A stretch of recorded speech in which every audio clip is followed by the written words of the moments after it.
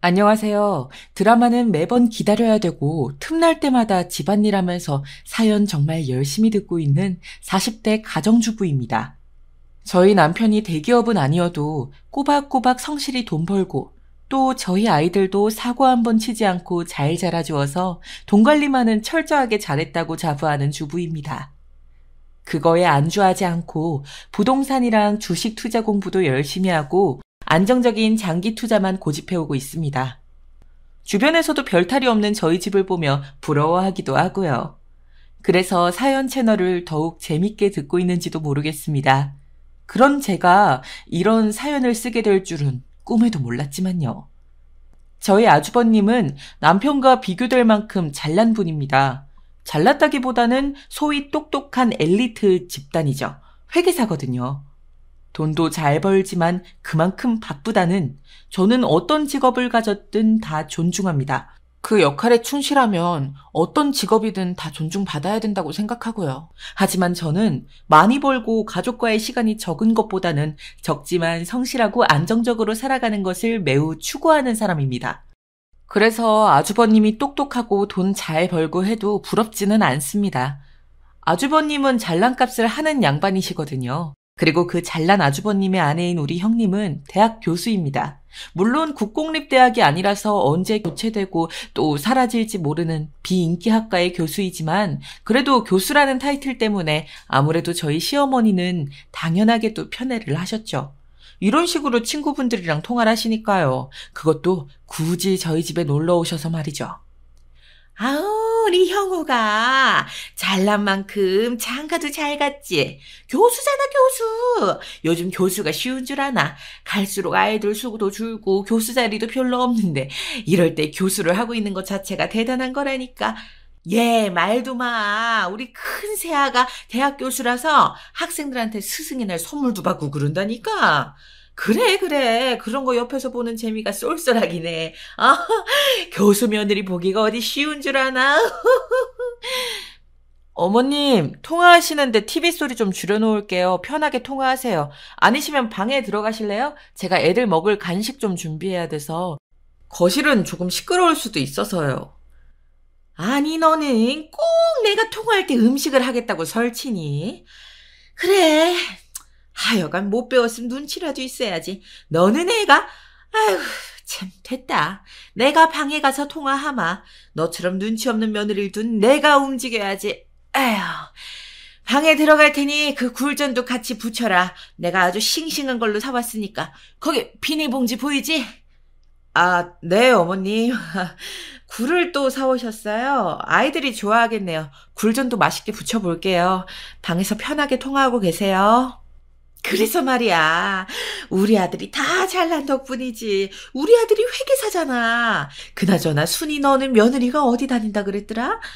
아니, 우리 형우는 회계사고 똑똑해서 교수 며느리를 얻었는데 형석인 고만고만한 회사 다니는데 며느리가 글쎄 애들도 다 컸구만 아직도 집에서 살림만 한다. 아우, 나 참 염치도 없는 거 아니니? 내 며느리씨만 정말 방에 들어가서 통화하시나 싶었는데 문도 안 닫고 통화하시는 바람에 친구분에게 제가 가정주부라서 마음에 안 든다는 흉도 다 들리더라고요. 저는 듣기 싫어서 여느 때처럼 사연 채널을 틀어놓고 사연에 집중하면서 음식을 시작했습니다. 첫째 딸 서연이도 그렇고 아들 준서도 굴을 참 좋아하거든요. 그래도 손자 손녀들 사랑만은 넘치시는구나. 내가 참자 하면서 열심히 굴전을 부치기 시작했습니다. 사연을 들으면서 만드니 금방 계란볶음밥과 함께 맛있게 굴전이 다 완성되었습니다. 음식도 하면 할수록 이렇게 실력이 느는 것 같아요. 속도도 붙는 것 같고 점점 더 어렵지 않게 음식을 할 수 있게 될 때일까요? 저의 자부심이라면 자부심인 것 같습니다. 그리고 굴전이 맛있게 부쳐졌는지 한 입 먼저 먹어보려는 순간 아니, 너 미쳤니? 감히 큰 새아가가 먹을 굴전을 먼저 먹어? 이런 무식한 년, 하여간 식탐은 많아서 기가 찬다, 기가 차. 죽고 싶어? 이게 얼마나 비싼 굴인데? 촤악! 어머님, 어떻게 저한테 그런 말씀을 하실 수가 있으세요? 게다가 제 얼굴에 생굴을 그렇게 집어던지시면 어떡해요? 제가 뭘 그렇게 잘못했다고요? 이거 우리 서연이랑 준서 주시려고 굴 사오신 거 아니었어요? 참, 내가 언제 서연이랑 준서 준다고 했니? 착각도 유분수지. 하여간 어쩌면 그렇게 눈치가 없니? 당연히 교수인 큰 새아가한테 원기 회복 좀 하라고 줄 거였지. 서연이랑 준선 네가 사다가 해먹이면 될 것이지. 어쩌면 그렇게 홀랑 먹어버리니? 아우, 이게 얼마짜린데. 정말 이런 식이면 저도 더 이상 가만히 있진 않을 거예요. 제가 가정주부여서 어머님께 피해드린 거 있나요? 제가 우리 서연이랑 준서 못 키운 것도 아니고 도대체 뭐가 그렇게 불만이셔서 허구한 날 저희 집에 밥 먹듯이 오셔서 이렇게 형님이랑 아주버님 이야기를 하시는 거예요? 저한테 대체 듣고 싶은 말씀이 뭔데 그러시는 거예요, 네? 말씀 좀 속 시원하게 해봐 주세요, 네? 뭘 또 그렇게 정색을 하면서 달려드니?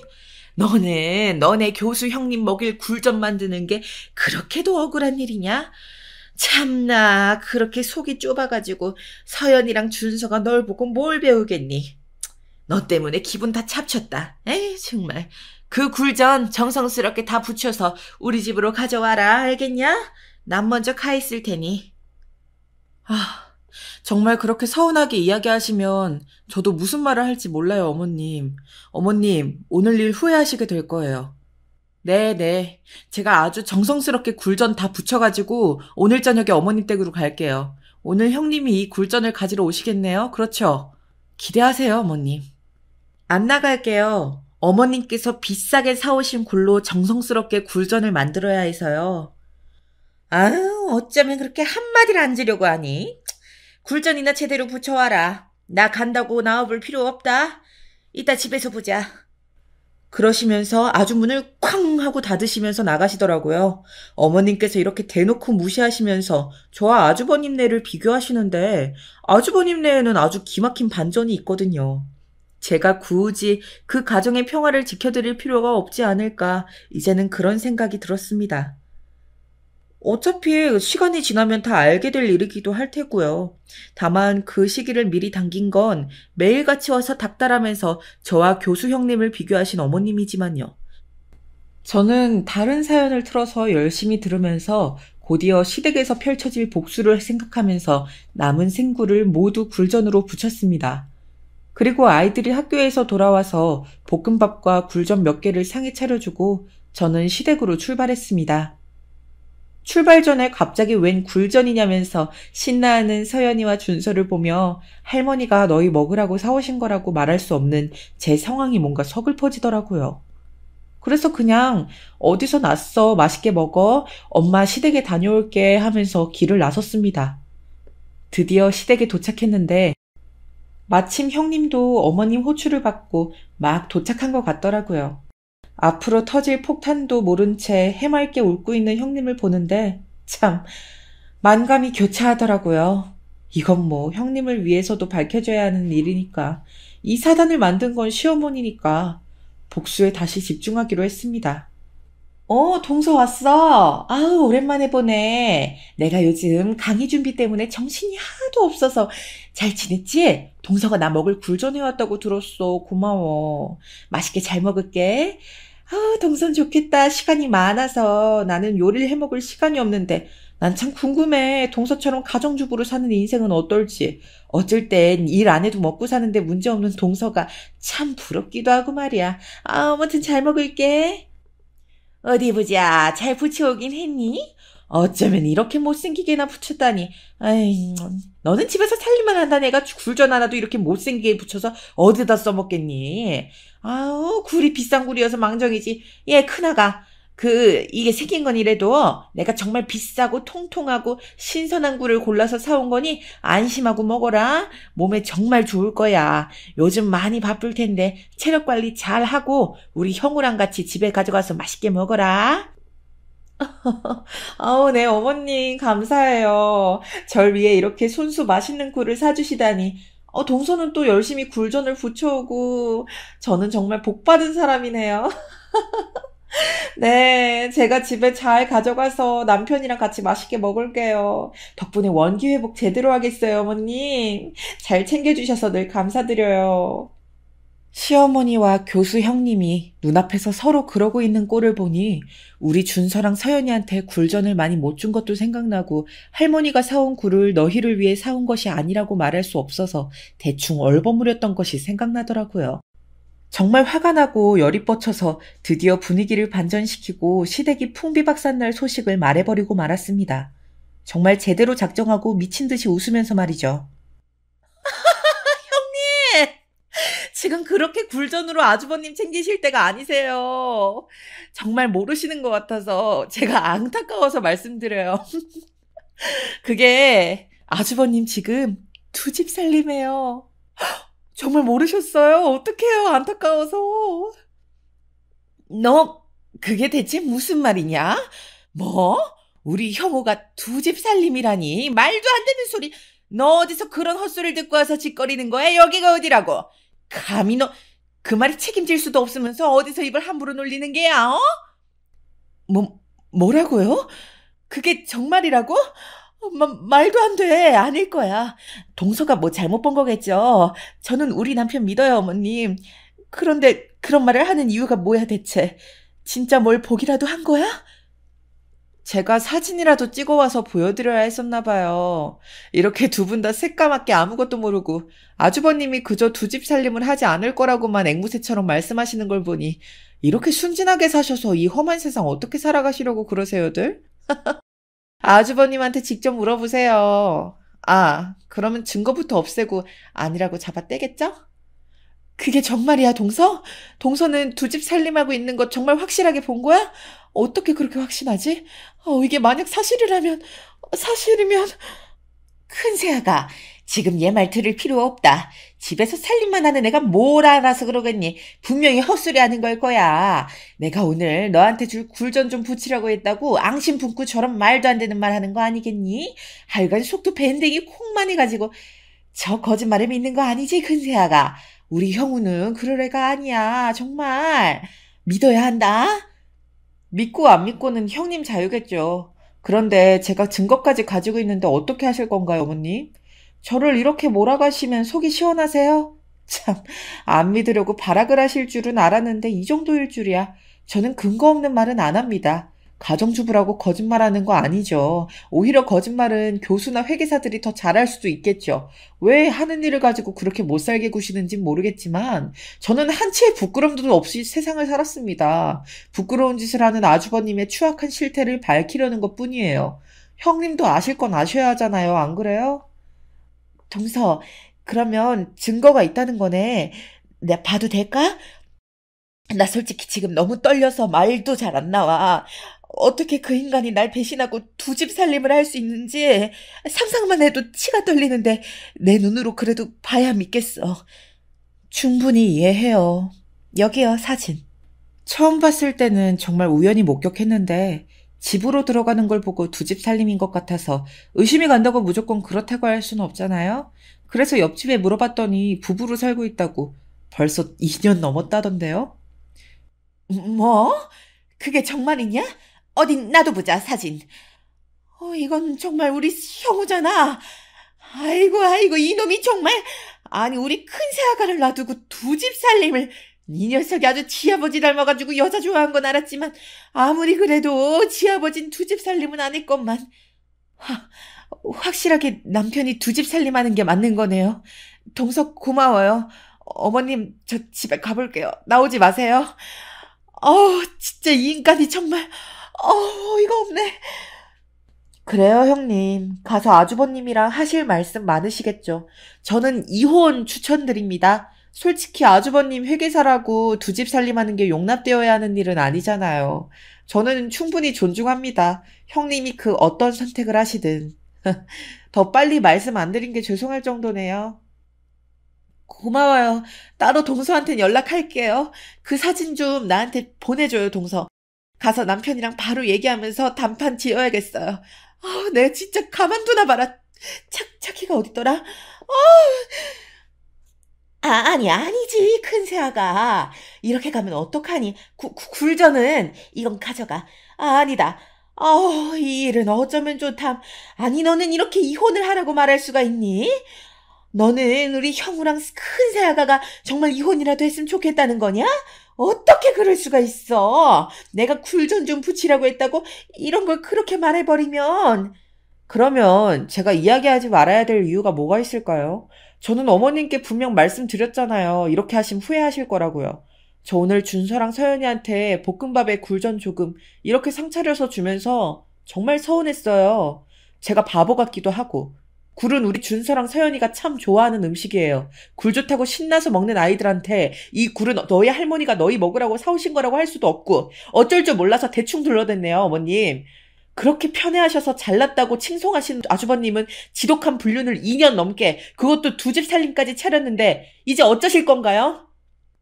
너 하나 때문에 우리 집안이 풍비박산이 난 거니까 네가 해결해라.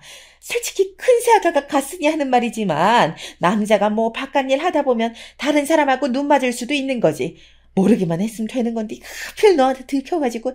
지금 형우랑 형석이도 이 상황 알고 있는 거냐? 말해봐라. 얼른. 어머님께선 참 이기적이고 뻔뻔하시네요.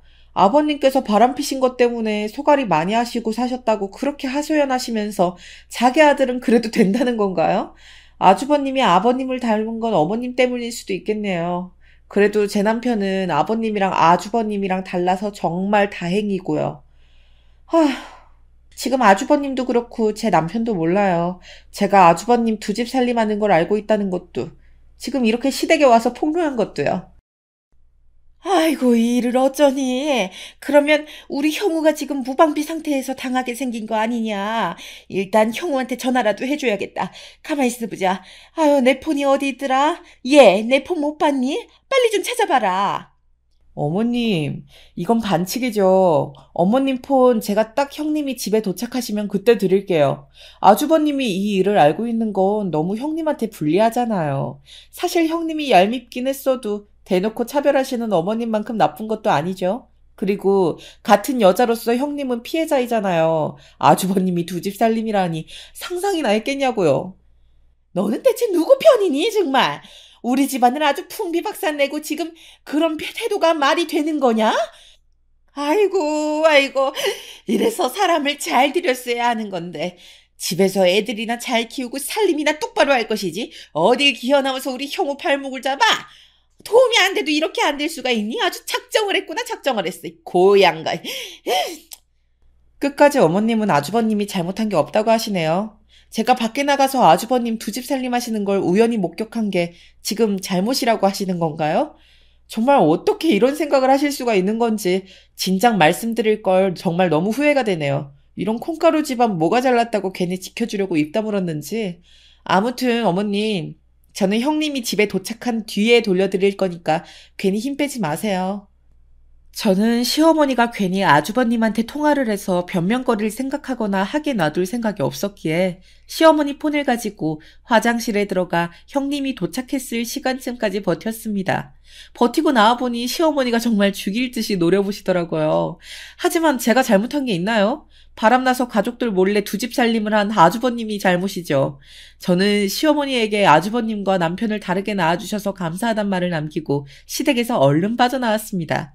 그리고 퇴근한 남편에게 있었던 일에 대해서 전부 털어놓았죠. 남편은 정말 깜짝 놀라면서 아주버님이 그렇게 두 집 살림까지 하고 있을 줄은 몰랐다면서 놀랄만한 반전을 이야기하는 겁니다. 저도 거기서는 정말 예상도 못했던 일이라 너무 놀라 뒤로 넘어갈 뻔했습니다. 여보, 나 오늘 정말 큰일하고 왔어. 시댁에 다녀왔거든? 그런데 아주버님 일이라 아마 시댁이 지금 풍비박산이 났을 거야. 어머님한테 아직 연락받은 거 없어? 모르는 눈치네. 내가 다 설명해 줄게. 원래 여보한테 먼저 말했어야 했는데 뭐 좋은 일도 아니고 그랬는데. 결국 못 참고 터뜨려 버렸어. 무슨 일이길래 우리 여보가 이러실까? 나는 아직 엄마한테 연락받은 건 없는데 우리 형 관련 일이면 엄마가 나한테 말고 형한테 전화하기 바쁘지 않을까? 엄마한테 나는 못 믿어온 자식이니 잘난 형한테 얘기해서 해결하시겠지. 여보가 하려는 말이 뭔데? 오늘은 왜 시댁에 갔대 갑자기? 그게 어머님께서 갑자기 또 오후에 찾아오셔가지고는 비싸고 싱싱한 굴을 잔뜩 사오신 거야. 늘 하던 대로 교수 형님, 잘난 회계사 아주버님 자랑질 하시다가 나한테 굴전을 열심히 붙여보라고 하시더라. 난 우리 준서랑 서연이가 굴 좋아하니까 그래도 손녀 손자 사랑은 있으신가 보다 하고 좋은 마음으로 굴전을 부쳤거든. 그런데 나한테 굴을 왜 처먹냐고, 교수 형님 줄 거라고 손대지 말라고 하시는 거야. 너무 열이 받아서 내가 비밀을 하나 폭로하고 왔어. 뭐? 우리 엄마도 참 왜 이렇게 자꾸 우리 집에 와서 여보를 괴롭히는지. 내가 그러지 말라고 말씀드려도 내 말을 귀등으로도 안 들어주신다.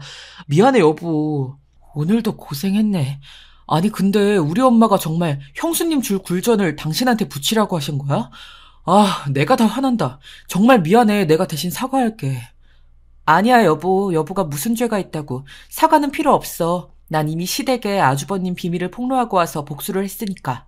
아주버님이 사실 두 집 살림을 하고 있는 걸 내가 알아버렸거든. 우연히 봤는데 필요할 것 같아서 사진 찍어놨던 게 큰 도움이 됐지. 여보도 많이 놀랐지. 참, 아버님이 젊었을 때 바람을 피셔서 어머니 힘드셨다고 그렇게 하소연을 하셨는데 아주버님도 똑같으실 줄이야. 여보한테 말하려다가 좋은 얘기가 아니라서 바로 하지 않았었어. 미안. 괜찮아 여보. 우리 형이 바람피고 있는 거 사실 난 알고 있었어. 근데 아예 살림까지 차린 줄은 몰랐네. 그래서 난 형수님이 바람난 걸 그동안 얘기하지 않았던 거였거든. 뭐? 세상에 그게 무슨 일이야? 그럼 지금 여보 말은 아주버님이랑 형님이 맞바람이라는 거야? 형님은 아주버님이 두 집 살림한다고 하니까 정말 몰랐던 눈치던데? 가서 따질 생각인 것 같았어. 그런데 알고 보니 본인도 떳떳하지 않으셨다? 와, 참나. 형님도 뻔뻔하시구만. 이거 완전 놀라운데? 나는 여보가 우리 형 바람 피는 거 알고 있었던 게 놀라워. 형수님 바람 피는 건 내가 굳이 형한테 말 안 했던 게 어차피 맞바람이라 피차 일반이라고 생각했거든. 그냥 똑같은 사람들끼리 결혼한 거니까 서로 그러고 살겠지 하고. 사실 우리 가족만 행복하면 되는 거지. 형이랑 형수님 일은 내 알 바 아니잖아. 상관하고 싶지도 않고. 뭐 굳이 내가 끼어들어서 집안 시끄럽게 하기 싫었던 것도 있고. 잠깐만. 이걸로 나 형님한테 거래를 할 수도 있겠는데? 아주버님한테 자기도 맞바람인 거 얘기하진 않을 거 아니야. 안 그래도 어머님께서 형님한테 쩔쩔매고 극진한 대우를 해주시는데 어머님한테 그냥 폭로해버릴까? 어떡하지? 뭐가 가장 좋으려나? 여보 편한 대로 해. 난 우리 여보랑 애들만 있으면 돼. 우리가 행복하면 되는 거라. 그동안 우리 엄마가 여보 너무 많이 괴롭혔는데 형수님 불륜 사실을 우리 엄마한테 얘기하면 이제 괴롭힘의 대상이 형수님이 될 수도 있겠네. 그렇지? 어떻게 하는 게 제일 좋으려나. 생각 좀 해봐야겠어. 아니 근데 여보는 어떻게 안 거야? 형님이 불륜이라는 거. 너무 충격인데? 잠시만 얼른 이야기해봐. 너무 궁금하니까. 형수님 불륜 상대가 사실 우리 회사 사람이거든. 알고 싶지는 않았는데 우리 회사 앞에서 형수님이랑 같이 팔짱 끼고 뒷골목으로 쭉 들어가서 모텔 들어가는 걸 우연히 봐버렸지 뭐야. 그게 하루 이틀이 아니어서 여보처럼 사진을 찍어두진 못했지만 발뺌하지는 못할 거야. 형수님이랑 바람난 사람이 나랑 같은 회사 사람인지 형수님은 모르시는 것 같았거든. 어쩌면 이런 우연이 두 번이나 겹쳤을까? 그동안 착하게 참고 살아온 보상을 받는 걸까? 여보, 나 너무 설렌다. 이 기회를 어떻게 써먹을지. 여보도 나한테 말을 안 했던 게 나도 이해가 가. 좋은 일은 아니니까 아무래도 꺼내기 어려운 이야기지. 이렇게 말할 수 있게 돼서 다행이다. 그나저나 정말 맞바람일 줄은 상상도 못했는데 지금보다 더 풍비박산 나겠어 시댁이. 특히 어머님이 골머리 앓으시겠어. 이제 친구분들한테 자랑도 못하시겠네. 왜 이리 벌써부터 통쾌하지? 형이랑 형수 모두 자업자득이지 뭐. 우리 엄마도 마찬가지고. 그저 직업만 보고 사람을 평가하고 차별하고 나한테만 그러는 게 아니라 우리 여보한테도 그러고. 늘 미안했어. 이번 기회에 엄마한테 다 말씀드려버리자. 남편이 알고 있는 비밀도 충격적이었습니다. 맞바람이었다니요. 남편도 저와 같은 생각으로 그동안 말을 못했던 게 너무나 이해되었고 제가 편한 대로 하고 싶은 대로 시댁에 다 폭로해도 된다고 응원해주는 남편이 참 든든하고 고마웠습니다. 그래서 이 기회를 어떻게 하면 가장 잘 써먹을 수 있을지 고민을 하다가 무릎을 탁 치게 되었죠. 아주 좋은 아이디어가 떠올랐거든요. 우선 교수 형님에게 몇 가지 더 정보를 줄 게 있다고 하면서 다음날 만나자고 연락했습니다. 시어머니에게 이 사실을 오픈하기 전에 기왕이면 교수 형님에게도 좋은 약속을 받아내면 일석이조 아니겠어요? 그리고 사진도 아직 없는 상황이라 시어머니가 교수 형님을 들들 볶을 만한 확실한 증거를 만들어주는 것이 필요하다고 생각했습니다. 그래서 다음날 교수 형님과 만나 나눌 대화 내용을 녹음해서 시어머니에게 들려줄 계획을 세웠죠. 카페에서 교수 형님이 오기 전에 자리를 잡고 녹음 버튼을 누를 준비만 하고 있었습니다. 어느덧 문을 열고 다크서클이 축 처진 얼굴을 한 교수 형님이 들어오더라고요. 형님, 상심이 크시겠어요. 어제 아주버님하고 이야기는 어떻게 나누셨어요? 형님을 생각하니까 도저히 말씀을 안 드릴 수가 없어서 조금 더 일찍 말씀드리지 못해서 죄송했어요, 형님. 요즘 세상에 두 집 살림이라니 정말 너무하잖아요, 아주버님이. 동서, 걱정해줘서 고마워. 설마하니 정말 두 집 살림을 하고 있을 줄은 몰랐는데 너무 그 충격이 커. 남편이 바람기가 아예 없을 거라고 생각한 건 아니었지만 아예 살림을 차린 건 또 다른 문제잖아. 어제 대판 싸웠지. 정말 2년 넘었더라고. 고마워. 동서 아니었으면 정말 몰랐을 거야. 그런데요, 형님께서도 떳떳한 입장은 아니시던데요. 저도 알고 싶지 않았는데 참... 저희 남편이 형님 바람피는 현장에 있었더라고요. 어떻게 되는 거예요, 형님? 어머님한테 바로 말씀드릴까 하다가 우선 당사자인 형님께 먼저 말씀드렸어요. 아주버님도 바람핀 마당이니까요. 아니, 그걸 어떻게... 서방님이 저를 어디서 봤다고 하는데? 뭔가 착각하신 것 같은데? 무슨 말을 그렇게 해, 동서. 나 아니에요. 믿어줘야 해. 정말 억울하네. 그 불륜 상대가 저희 남편이랑 같은 회사 다니는 건 정말 상상도 못 하셨나 봐요. 당연히 바로 인정하진 않으실 거라고 생각했어요. 그래도요, 형님, 제가 증거도 없이 확인도 없이 형님한테 이렇게 왔겠어요? 아주버님 두 집 살림 차렸단 이야기 어제 남편한테도 처음 꺼냈는데 남편이 형님 불륜 이야기라는 거예요. 그래서 형님한테 만나자고 한 거였고요. 어떻게 그런... 그게... 정말이야, 동서? 일이 어떻게 이렇게 돼. 말도 안 돼. 그게 동서. 난 두 집 살림은 안 차렸어. 정말이야. 그 사람이랑은 그렇게 깊은 사이는 아니고. 비밀로 해주면 안 될까? 솔직히 내 남편이 더 잘못했는데 이게 지금 밝혀지면 쌍방이라고 난리칠 거 아니야. 근데 동서도 알다시피 난 그냥 정말 가벼운 관계야. 살림까지 차리는 그런 단계가 아니라고. 그래서 억울해, 정말로. 동서가 날 도와주면 나도 동서를 도울게. 원하는 거 말만 해. 그래도 이걸 나중에 어머님께서 알게 되시면 왜 말 안 했냐고 괜히 제가 중간에서 나쁜 년 될 게 뻔한데. 그건 어떡해요. 교수 형님한테 바라는 거야. 뭘 말씀드리면 될까요? 저희 가족은 지금 이대로도 행복해서 딱히 도와달라고 할 만한 게, 글쎄요. 에이, 동서. 그러지 말고 잘 생각해봐. 보석 좋아하나? 아니면 백? 그래, 돈으로 줄게, 돈. 돈으로 맛있는 것도 먹고 좋은 옷도 사 입고 하는 거야. 내 분류만 덮어주면 동서가 원하는 그 이상으로 내가 줄 수 있어. 어때? 500 줄게, 500. 500만 원이면 적지 않잖아. 동서가 아르바이트를 2달 넘게 해도 벌기 힘든 돈인 건 잘 알지? 나 동서만 믿을게. 지금 입금하면 될까? 아이, 참, 형님도 돈으로 다 이렇게. 아무래도 어머님한테 말씀드리는 게 좋겠어요. 그만 일어나시죠. 동서. 혹시 금액이 적어서 그래? 여기 계좌번호 찍어. 내가 600 지금 바로 보낼게. 제발 나 한 번만 봐주라. 그래도 내가 동서 그동안 괴롭힌 것도 아니고 어머님이 동서한테 모질게 하셨지. 나랑 동서는 골이 깊은 사이도 아니잖아. 우리 서로 돕고 살자고. 정말 바로 보내셨네요. 알겠어요. 그런데 아주버님이랑은 어떻게 하시려고 그러세요? 이렇게 맞바람이라고 소문이라도 나면... 맞바람이라는 건 동서랑 서방님 입만 다물어주면 문제없지. 아무도 모를 거야. 나도 좀 더 조심할게. 그러니까 제발 약속해줘. 내가 돈도 보내줬잖아. 저는 녹음 중지 버튼을 누르고 고개를 끄덕이며 형님과 함께 카페를 나왔습니다. 자백하는 녹음 파일만큼 완벽한 증거가 또 있을까요? 생각지도 못한 꽁돈까지 생겼네요. 이 돈으로 고생하는 남편과 애들이랑 짧게 3박 4일로 해외여행이라도 다녀와야겠습니다. 교수 형님은 고의가 아니었던 건지 아니면 자신이 저를 은근히 개무시했던 걸 잊어버리고 싶었던 건지 저와의 사이가 나쁘지 않았지 않았냐 하면서 입을 다물어 줄 것을 요구하더라고요. 돈도 주겠다면서 말이죠.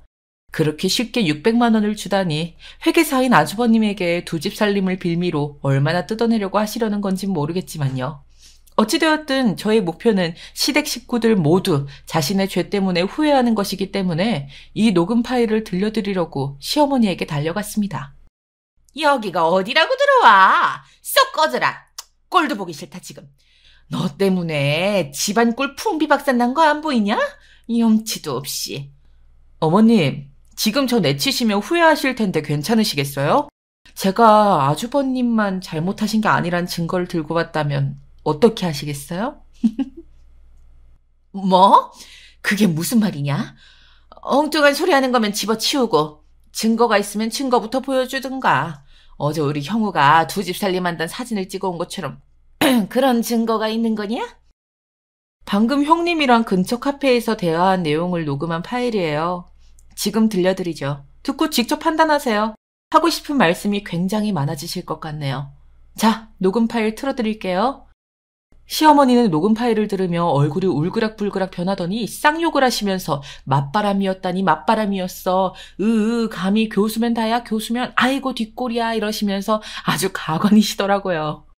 그러면서 아주 결의에 찬 눈빛으로 지금 당장 큰 새아가를 불러다가 조져야겠다고 하시더라고요. 저는 빠져드리겠다면서 저희 집으로 왔습니다. 녹음 파일을 시어머니한테 넘기진 않았어요. 아주버님한테 이 녹음 파일이 저한테 있다는 이야기가 들어가면 어차피 아주버님은 절 찾아올 테니까요. 그래도 교수 형님이 일하는 대학교에 가서 이 녹음 파일을 푸는 일은 안 했으니까. 저는 딱 시댁 식구들만 서로 각자 쌓아온 죄에 대해서 열심히 토론을 하든 물어뜯든 하면서 바쁘게 지냈으면 좋겠거든요.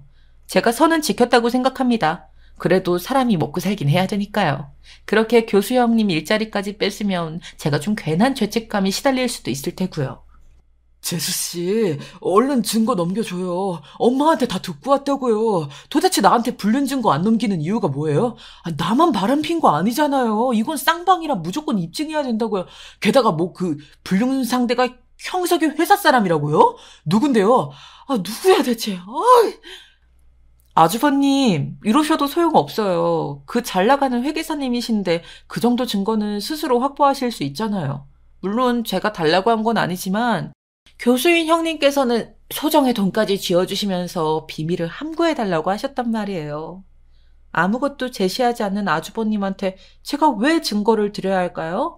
그리고 저희 남편한테 계속 연락해서 괴롭히지 좀 마세요. 그 증거 남편한테 없으니까요. 아니요, 얼마면 되는데요? 그 사람이 한 1,000은 찔려줬어요? 나 회계사예요, 회계사. 지금 회계사한테 그런 일로 돈을 요구해요? 가족끼리 좀 돕고 살아야죠. 이렇게 팍팍하게 굴 거예요? 재수씨, 잘 생각하세요. 아주버님, 뭔가 대단히 착각하고 계시는 것 같은데 저는 달라고 한 적 없어요. 그리고 증거를 드려야 할 의무도 없고요. 가족의 의무를 저버리시고 부부의 의무를 저버리신 건 저랑 제 남편이 아니라 아주버님이랑 형님이시잖아요. 두 분이서 알아서 해결하세요. 그럼 이만. 결국 아주버님은 저에게 증거 파일을 달라고 요구하셨고 교수 형님이 그래도 돈까지 준 마당에 증거는 줄 수 없다고 알아서 찾으시라고 그 잘난 회계사시면서 그런 건 충분히 확보하실 수 있을 거라고 생각한다며 도와주지 않았습니다. 아주버님이 남편한테 계속 증거를 저 몰래라도 달라고 연락해서 귀찮게 하는데 이번에는 정말 따끔하게 안 된다고 이야기하라고 남편에게 단속시켰죠. 남편이 가지고 있는 증거는 없는 게 사실이기도 하고요. 그래서 아주버님과 형님은 서로 이혼 소송에서 유리하기 위해서 법적인 증거를 열심히 수집하려고 난리를 치고 있는 판국이고 시어머니께서는 알아놓으셨더라고요. 그렇게 자랑하고 다니던 회계사 아드님의 잘난 교수 타이틀 며느리를 더 이상 자랑할 수 없으니까요. 즐겨나가던 모임도 안 나가고 그냥 회비만 내신다고 하더라고요. 저희 집에 자꾸 오셔서 하소연을 하려고 하시길래 비밀번호를 바꿔버렸습니다. 지금 아주버님 구해준 게 바로 저인데 자꾸 와서 이래라 저래라 괴롭히시면 아주버님한테 불리하게 할 거라고 시어머니한테도 엄포를 놓았습니다. 상황이 이렇게 되니 저를 그렇게 괴롭혔던 시어머니도 비밀번호를 바꿔도 못 오시게 해도 아무 말씀 못 하시더라고요. 저의 이야기를 듣고 어떤 생각이 드시나요? 여러분이 저라도 이렇게 하지 않으셨을까요? 세상에 완벽한 비밀은 없으니 저처럼 참지만 말고 말하시는 걸 추천드리고 싶습니다. 불륜의 세계, 저는 잘 알지 못하지만 이렇게 가까운 시댁 식구인 아주버님과 형님이 불륜을 하고 있다는 게 참 처음에는 놀라웠지만 결국 흔하게 일어나는 일이란 생각이 들더라고요. 그리고 배우자를 속이는 일, 그런 비밀은 나쁜 일이기에 끝까지 비밀에 붙여지는 것이 안 좋은 거라고 생각하고요. 그래서 알게 되면 저는 이야기해야 한다고 말씀드리고 싶어요. 물론 모르는 게 약이라는 분들도 분명히 계실 겁니다. 하지만 쌍방이잖아요. 쌍방인 줄 모르고 그동안 저를 괴롭힌 시어머니와 형님에게 복수하려고 터뜨린 비밀이었지만요. 저는 어떻게 보면 운이 좋았던 케이스일지도 모릅니다. 그런데 제가 만약 굴전 때문에 어머님이 저한테 막말을 하지 않으셨고 그냥 참고 넘어갔다면 아마 끝까지 형님의 불륜 사실은 모른 채 넘어갈 수도 있었을지 모르죠. 그래서 참지 말고 말하자고 말하고 싶습니다. 우리는 사실 혼자 살아가지 않고 어떻게든 사람들 속에서 관계를 맺으며 살아가잖아요. 사람이 모두 사회적 동물이기 때문이겠죠. 그렇기에 소통은 우리의 삶의 핵심입니다. 그렇기 때문에 우리는 자신의 생각과 감정을 표현하고 다른 사람들과 소통할 필요가 있습니다. 그게 나쁜 비밀이고 상처가 되는 비밀이라도 말이죠. 그 비밀로 인해 누군가가 피해를 보고 있다면 외면하는 것보다는 알려주는 것이, 진실을 말해주는 것이 정의가 아닐까요? 그러나 때로는 우리가 무엇을 말해야 할지, 어떻게 말해야 할지 망설이는 경우가 종종 생깁니다. 저와 남편이 딱 그랬으니까요. 저도 남편에게 아주버님의 불륜 사실을 이야기하지 못했고 남편도 형님의 불륜 사실을 목격하고도 아내인 저에게 말하지 못했습니다. 괜히 좋지 않은 이야기 입에 올려서 속 시끄럽게 하던 게 아닐까 그런 생각 때문이었죠. 배려일 수도 있지만 저는 그럴 때는 참지 말고 말하는 것이 중요하다고 다시 한번 말씀드리고 싶네요. 참지 말고 말하는 것은 우리의 의견과 관점을 표현하는 첫걸음입니다. 그리고 힘이 되어주기도 하고요. 교수 형님이 저한테 바로 600만 원을 보냈을 때는 솔직히 많이 놀랐거든요. 시어머니도 바로 교수 형님을 대하는 태도가 180도 변하는 것을 볼 수 있었고요. 아주버님이 그렇게 흥분하면서 형님의 불륜 증거를 내놓으려고 할 줄도 몰랐습니다. 저와 남편이 봐온 아주버님은 정말 맨날 자기 잘난 맛에 취해 사는 그런 사람이었거든요. 우리는 각자 다른 생각과 경험을 가지고 있기 때문에 우리는 서로에게 반드시 말을 해야 합니다. 그것이 엄청난 비밀이라고 할지라도요.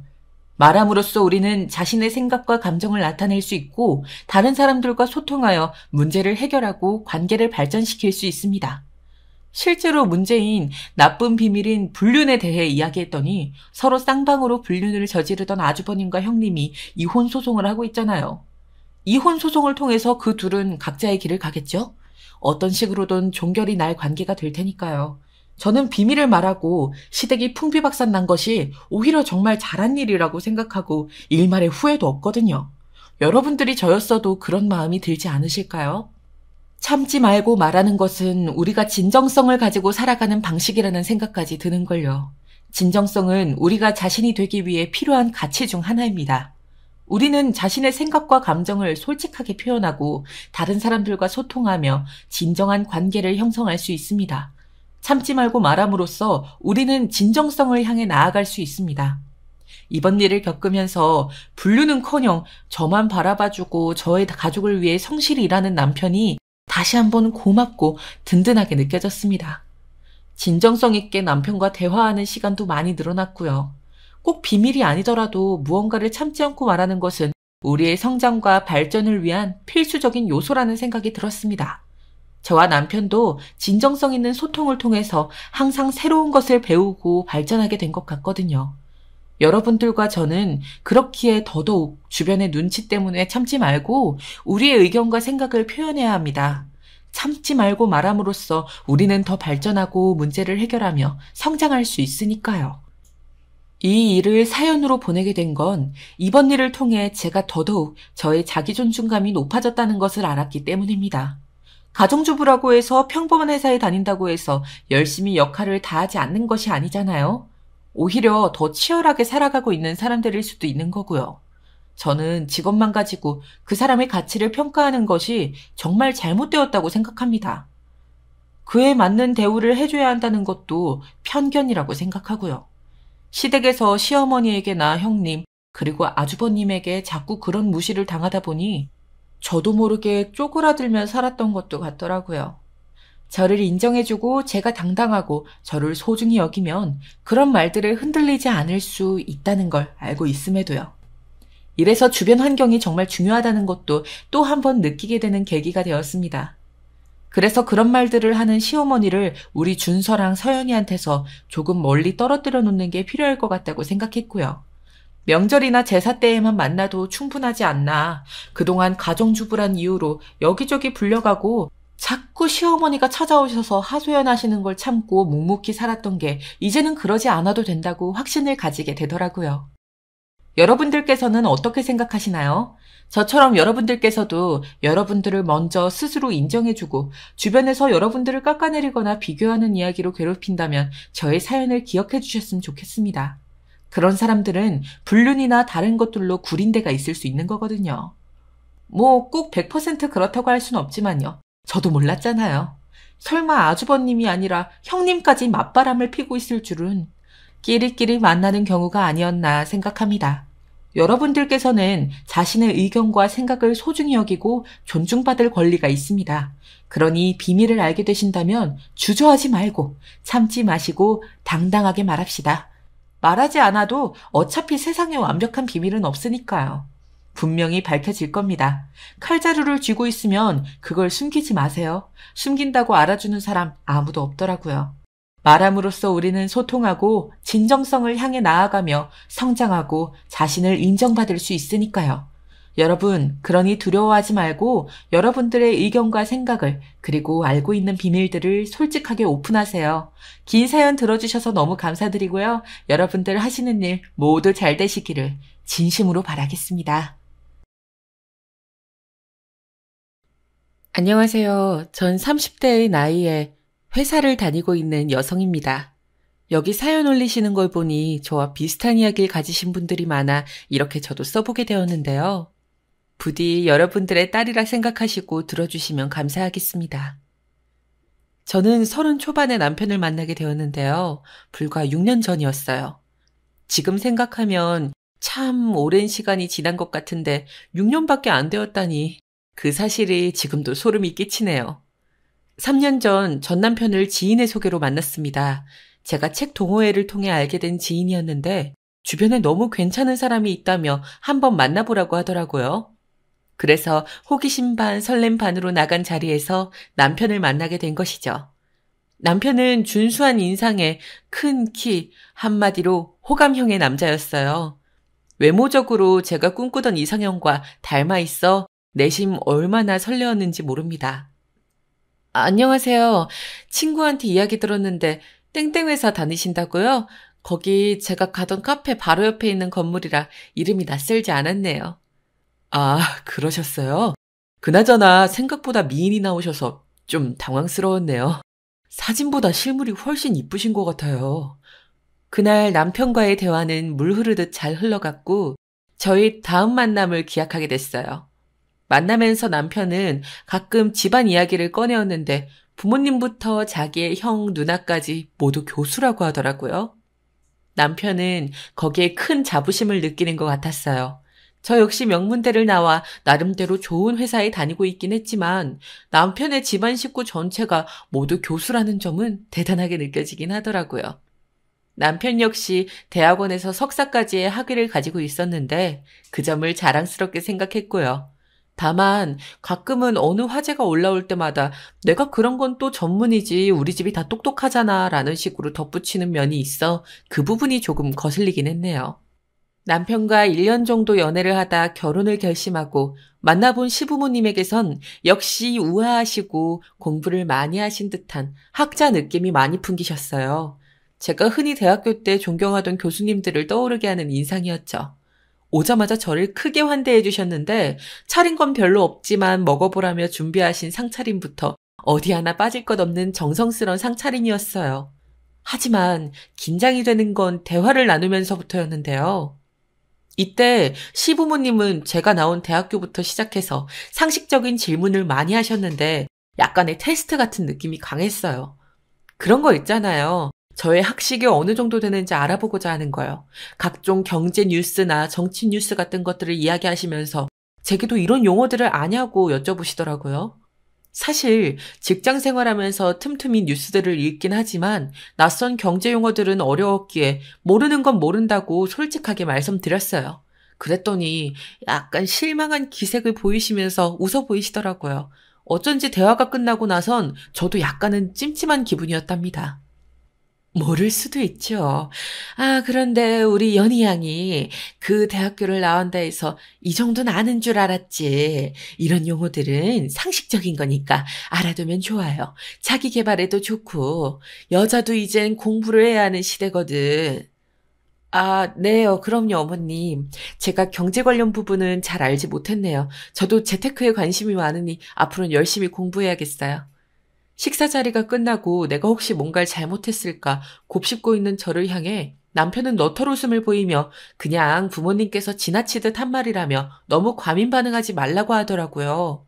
그래서 저 역시 그러려니 하고 넘기게 되었답니다. 그리고 바로 상견례 자리가 이어졌는데요. 상견례 자리에서도 시어머니는 조금 유별난 태도를 보이셨답니다. 바로 저희 친정엄마와 아빠의 학력을 물어보신 거예요. 정말 지나치듯 한 말 같았지만 그 말을 들은 친정 부모님은 조금 놀란 기색을 보이셨어요. 상견례 자리에선 사실 그런 질문들을 하지 않잖아요. 그런데도 시어머니는 너무 당연하단 듯이 저희 엄마에게 서울에 있는 대학을 나오셨겠죠? 하고 물으시더라고요. 사실 저희 친정엄마는 집안 형편으로 인해 대학을 진학하지 못하시고 중학교까지 나오셨는데요. 엄마에겐 사정이 있었습니다. 친정엄마께서 애써 당황한 기색을 감추시고 저는 집에서 여자이고 또 장녀라 동생들 공부를 시켜야 했어요. 그러다 보니 중학교 졸업하고 바로 공장부터 다녔네요. 저도 더 공부를 더 하지 못한 게 지금 생각하면 조금 아쉬워요. 하고 좋게 말씀드렸어요. 그런데 이 말에 시어머니는 꽤나 당황한 얼굴로 아니 중졸이요? 세상에 제 주변엔 별로 없는 일이라 좀 신기하네요. 나쁜 뜻은 아니에요 라고 하시더라고요. 그 자리에 있던 제가 다 민망해져 얼굴이 붉어진 순간이었습니다. 저희 엄마가 중졸이라는 게 부끄러웠던 게 아니라 이런 상황을 만드신 시어머니와 얼어붙은 분위기에 당황스러웠던 거죠. 친정아버지인 상견례 자리가 끝나고 나오자마자 이 일을 두고 너희 시어머니 독특하신 분 같다고 돌려 말하셨는데 어쩐지 기분이 나빠 보이셨어요. 저도 쉽사리 그 사건을 떨쳐낼 수 없었습니다. 결혼식을 하고 신혼여행까지 다녀왔지만 시어머니 행동이 그로부터 더 과해지고 심해졌기 때문이에요. 저희 신혼집은 시댁에서 멀지 않은 곳에 있었는데요. 그 이유는 남편의 직장 때문이었어요. 당시 남편이 다니는 직장이 시댁과 가까워 겸사겸사 가까운 곳에 자리 잡게 된 것이었죠. 처음엔 시어머니와 달리 다른 분들은 모두 괜찮으신 분 같았기에 걱정을 안 하려고 애썼어요. 그런데 명절날 갈 때마다 시댁 식구 몇몇에 이상한 점이 하나씩 보이기 시작했어요. 그날은 시어머니 생신이라 선물을 준비해 시댁으로 향했는데 남편의 일이 늦게 끝났기에 제가 먼저 도착해 들어가게 되었어요. 그런데 가보니 시누이와 시어머니가 영어로 대화를 나누고 있는 것이었어요. 사실 영어가 더 편하면 그럴 수 있다 하지만 제가 알기론 두 분 다 한국에서 나고 자라셨고 외국으로 가끔 여행을 가시는 정도라 들었는데 영어로 말할 정도라니 새삼 낯설고 이상하더라고요. 제가 인사를 하자 환하게 웃으며 반겨주던 두 사람은 제가 과일을 깎으러 부엌으로 가자마자 또다시 영어로 대화를 하기 시작했어요. 엄마, 올케는 우리가 하는 말 알아들을 수 있을까? 그렇겠지. 명문대 나왔으니 당연하지. 모를 수 있겠니? 그래도 우리보단 아직 많이 실력이 부족하겠지. 그러니 네가 잘 알려줘라. 우리 집안에 영어 못하는 사람은 있어서는 안 돼. 그러면서도 마치 두 사람은 제가 못 알아들을 것처럼 영어로 대화했다, 일본어로 대화했다, 왔다 갔다 반복했습니다. 저는 일단은 못 들은 척 과일을 내와 화제를 다른 것으로 전환하려 했고요. 그런데 이런 비슷한 행동은 다음 명절에도 똑같이 이루어졌어요. 여기엔 조금 더 노골적인 대화가 들어갔는데요. 엄마, 올케 그 대학 나온 거 확실하지? 내가 그 대학교 나온 후배를 아는데 올케랑 비슷한 학번인데 올케 모른다던데? 아, 대학이 워낙 크니 그럴 수 있지. 거기 학생 수가 몇 명인데. 근데 평소 하는 말이나 행실이나 다니는 회사 보면 이상하지 않아? 좀 무식한 사람처럼 굴 때가 있잖아. 우리가 하는 말도 못 알아듣는 것 같고. 저번에 내가 일부러 영어 철자를 틀리게 써서 보여줬는데 못 알아보던데? 나 너무 웃겨서 정말. 그래? 아이고, 이거 흥신소라도 써서 그 대학 나온지 조사해봐야 하는 거야? 이 말을 영어로 하고 있는데 너무 어처구니가 없더라고요. 신우이란 사람이 글쎄 제가 무식한 사람처럼 굴었다며 한껏 비웃고 있는 거였어요. 거기다 일부러 틀리게 써서 보여줬다는 것도 소름이 끼쳤어요. 저는 형님이 실수하신 줄 알고 넘어간 거였는데 저렇게 사람을 재고 판단하다니 정이 뚝 떨어졌습니다. 더 이상은 참을 수 없었기에 전 그날 바로 남편에게 제가 어떤 일을 당했는지 모조리 낱낱이 전달했어요. 나 정말 억울해. 내가 왜 당신 누나한테 그런 취급을 당해야 해? 사람이 배웠다는 이유로 그렇게 얕잡아보고 무시하는 거, 그거 초등학생도 안 할 유치한 짓 아니야? 우리 누나가 그랬다고? 그랬다면 내가 사과할게. 미안해. 누나한테 다시는 그러지 말라고 할게. 왜 그랬지? 처음에 남편은 설마 하는 눈치였어요. 하지만 제가 울며 하소연을 하자 이제야 믿을 수 있겠는지 알겠다고 하더라고요. 그런데 그리고 나서 한참 잠잠한가 싶더니 사건이 터지고 말았어요. 남편이 어떻게 전달했는지 모르겠지만 형님과 시어머니가 어느 날 저를 조용히 부르더라고요. 어쩌면 화해의 자리라고 생각했기에 전 그날 형님의 딸 지은이 생일 선물까지 미리 준비해가지고 갔었어요. 시어머니 영양제도 함께 두 손 바리바리 챙겨서요. 그런데 그 모든 게 정말 헛짓거리였더라고요. 제가 가자마자 두 분은 날카로운 눈빛으로 저를 훑어보더니 너 앉아봐라 하고 명령조로 말씀하시는 거예요. 네, 어머님, 형님, 말씀하세요. 너 사람이 그러면 못 쓴다? 네 형님이 언제 그런 말을 했다고 거짓부렁이를 만들어 내 아들한테 일러 바친 거니? 내가 너 좀 배우내라고 대접해줬더니 그새를 못 참고 일을 저질러? 예, 아무리 그래도 고자질이 뭐니 고자질해. 그것도 없는 사실을 지어내서 그건 아주 못 배워먹은 인간이나 하는 짓이다. 없는 사실이라뇨? 전 들은 대로 전달했을 뿐이고 똑똑히 들었다고 말씀드렸습니다. 그리고 심지어 못 믿을까봐 제가 한 말을 영어로 번역까지 해드렸어요. 제가 유창하게 영어로 말하는 것에 두 분 다 퍽이나 놀라더라고요. 마치 무언가를 들킨 사람들처럼요.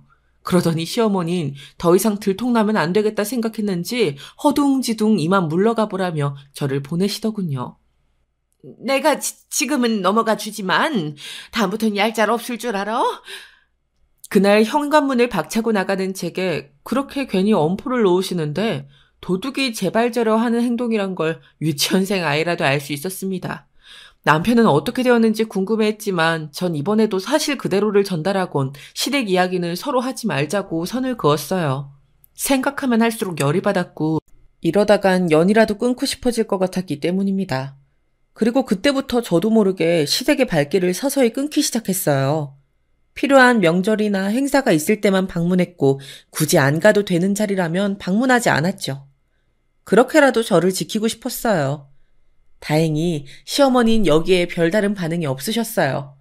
그런데 시아버지는 조금 다르셨어요. 평소에 안부 인사도 자주 드리려 했던 제가 문자 한 통이 없으니 못내 서운하셨나 봐요. 어느 날 요즘은 왜 시댁에 들리지 않냐고 농담조로 물으시더라고요. 평소 제게 잘해주시고 딸같이도 여겨주시는 시아버지라 그런지 저도 마음이 불편해서 죄송하단 말씀을 드렸어요. 죄송해요 아버님. 제가 요즘 몸이 좀 안 좋아서요. 나중에 아버님 좋아하시는 약주 사들고 들릴게요. 그래. 너 편할 때 와라. 절대 강요하는 거 아니니까. 그런데 다름이 아니고 전번 날 내가 이상한 꿈을 하나 꿨지 뭐니. 사실 그 꿈 이야기 해주려고 한 거야. 네? 꿈이요? 어떤 꿈인데요? 시아버지는 평소 꿈 자체를 잘 안 꾸시는 분인데 전번 날 꿈을 꾸셨다면서 내용을 말씀하셨어요. 어여쁜 백조가 호숫가에 앉아 먹이를 먹고 있는 꿈인데 길조가 느껴지는 꿈이었다고 깨고 나서도 무척 기분이 좋았다고 하시더라고요. 그리고 왜인진 모르겠지만 제가 생각이 났다고 하더라고요. 제게 좋은 일이 생길 것 같다고 하시는데 그 말이 정말 놀랍게도 들어맞았습니다. 왜냐하면 제가 바로 임신을 했기 때문이에요. 생리주기가 끊겨 이상한 느낌의 산부인과를 찾았더니 임신이란 사실을 알게 되었고 그 순간 너무 기뻐 남편에게 바로 전화를 했습니다. 남편 역시 사실이냐며 무척이나 좋아하더군요. 사실 저희는 결혼 후 바로 아이를 가질 생각이었기에 꽤나 노력을 하고 있었는데 그 노력이 결실을 맺은 것이나 다름없었답니다. 제가 아이를 갖자마자 저희 친정에서도 무척 기뻐하셨고 아버지께서는 먹고 싶은 거 먹으라며 용돈까지 보내주셨어요. 시댁에서도 어쨌거나 며느리가 임신을 했으니 경사라 생각했는지 시어머니에게서 전화가 오더라고요. 시어머니의 말투는 조금 뻣뻣하고 어색한 듯 했지만 축하한다는 말을 더듬더듬 전하시며 지난 일은 잊자는 말씀까지 하셨어요. 솔직히 잊혀질 일인진 모르겠지만 시어머니께서 먼저 그렇게 사과를 하셨으니 저도 넘어갈 부분은 넘기자 싶어 그러겠다고 하곤 정중히 전화를 끊었습니다. 그렇게 소중히 품은 아이를 출산하고 난 후 저는 이제 좋은 일만 있을 거라 생각하며 육아에 전념하고 있었는데요. 제 결혼 생활의 난관은 여기서부터 시작이 되더라고요. 바로 남편이 회사에서 잘린 것이었습니다.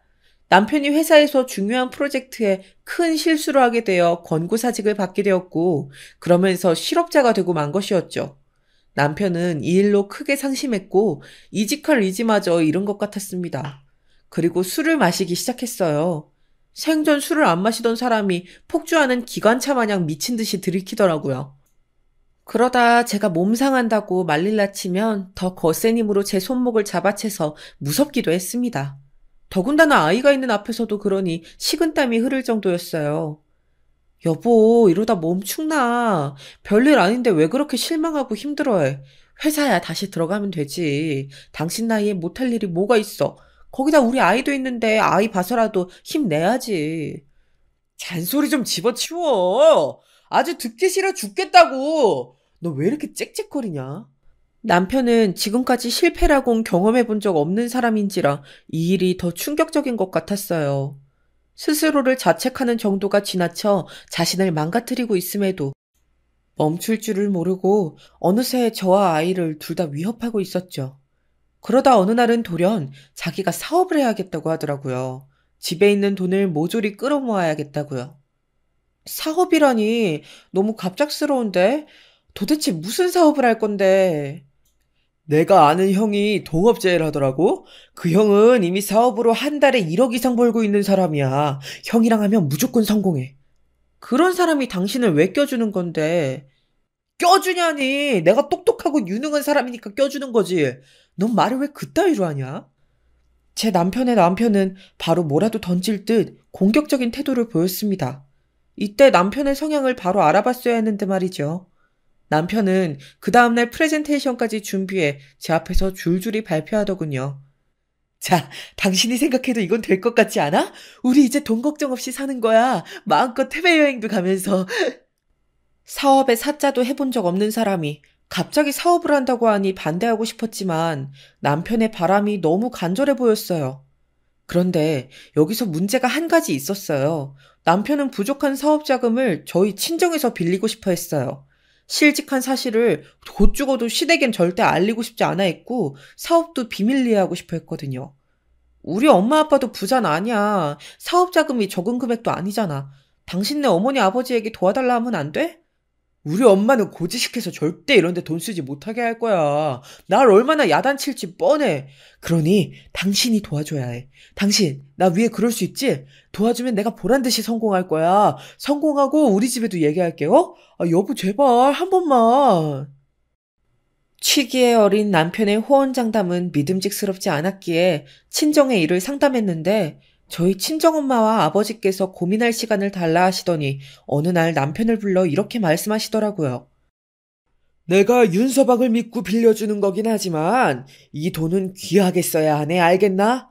내 딸, 자네의 딸, 가족 모두가 생계에 걸려있다고 생각하고 시작하게. 예, 알겠습니다, 장인어른. 꼭 성공으로 보답드리겠습니다. 저만 믿으세요. 저희 친정어머니와 아버지는 사실 사람을 쓰는데도 돈을 빌려주는 것에도 엄격하신 분들인데 제 남편이란 사실 하나만 보고 자금을 대주신 거나 다름없었습니다. 남편은 돈을 받고 연신 싱글벙글이었고 자신감에 가득 차 있었죠. 사실 옆에서 보는 저는 초조했어요. 제 판단이 맞을지 아닐지는 남편의 사업이 어떤 흐름을 타는지에 따라 달려 있었어요. 하지만 일단 마음을 비우고 육아에 전념하기로 했습니다. 정말 다행스러운 건 그 이후 사업 자금을 받고 남편의 사업이 잘 풀리면서 술 마시는 빈도도 줄어들고 얼굴에 점점 웃음기를 되찾았던 거예요. 집으로 돌아와 아이와 놀아주는 시간도 늘어나고 저와 보내는 시간도 늘어났고요. 그리고 이 사실을 시댁에서도 알게 되었는데 시어머니는 오로지 공부 잘해 먹고 살 수 있는 직업만을 최고로 생각하시는 분이셨기에 별로 좋지 않게 생각하더라고요. 거기다 이런 말씀까지 하시는데 정말 속에서 열이 올라왔습니다. 너 이건 누가 부추긴 거니? 설마 새아가가 사업하라고 부추긴 거야?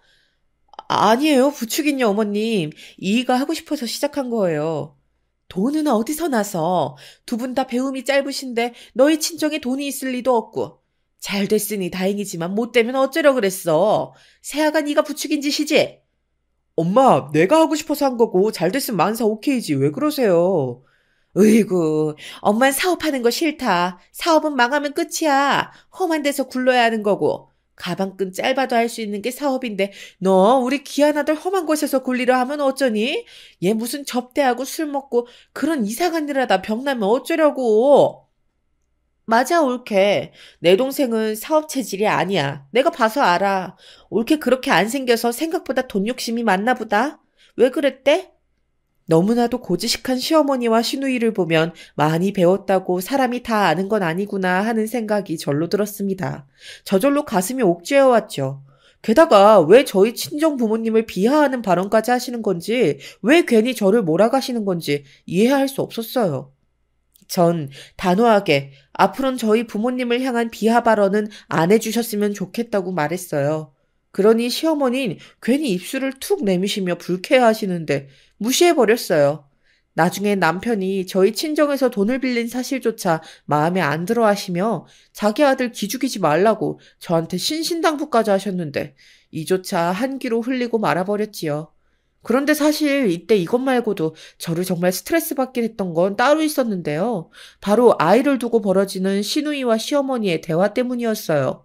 아이가 자라자 그 두 사람은 틈만 나면 훈수질을 하려 들었어요. 어느 날은 제가 아이를 일반 유치원에 보내려 하자 형님이 며칠간이나 저를 말리려 들더라고요.